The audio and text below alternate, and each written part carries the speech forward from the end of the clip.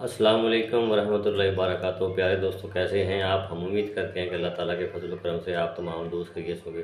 प्यारे दोस्तों, मैं फालज का आज आपको नुस्खा बताने वाला हूँ। जिन दोस्तों को फालज है और चाहे फालज नया है या पुराना है, काफ़ी अरसे का फालज भी इस नुस्खे से ठीक हो सकता है। ये नुस्खा बहुत ही ख़ास है और जिन दोस्तों को फालज है या उनके वालिदैन को फालज है, उनको ये नुस्खा लाजमी शेयर करें।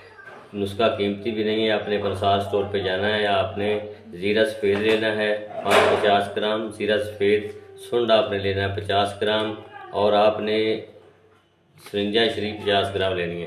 सरिंजा शरीफ आपने 50 ग्राम लेनी है, सुंड आपने 50 ग्राम लेना है, और आपने ज़ीरा सफ़ेद आपने 50 ग्राम लेना है। इन तीनों चीज़ों को अच्छी तरह पीस कर, ग्राइंड करके पीस कर आपने कैप्सूल 500 मिलीग्राम वाले कैप्सूल भर लेने हैं।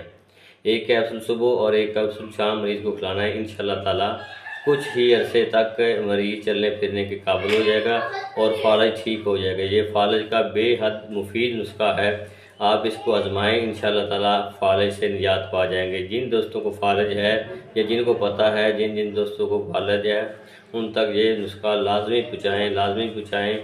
मेरी आपसे दरख्वास्त है कि फालज के मरीज़ों के लिए ये बहुत ही नुस्खा, सिर्फ 30 चीज़ें हैं। आपने सरिंजा शरीफ 50 ग्राम लेनी है, ज़ीरा सफ़ेद आपने 50 ग्राम लेना है, और सुंड आपने 50 ग्राम लेना है। इनको अच्छी तरह कूट छान कर पीस लेना है, और पीसने के बाद ये नुस्खा तैयार है। इसके बाद आपने चाहें तो कैप्सूल भर लें 500 मिलीग्राम वाले, एक कैप्सूल सुबह एक शाम। अगर कैप्सूल नहीं भरने तो कैप्सूल की मकदार की आधी चम्मच सुबह और आधी चम्मच शाम पानी के साथ मरीज़ को खिलाएं। इंशाल्लाह ताला मरीज़ तंदुरुस्त हो जाएगा और आप मुझे इंशाल्लाह दुआएं देंगे।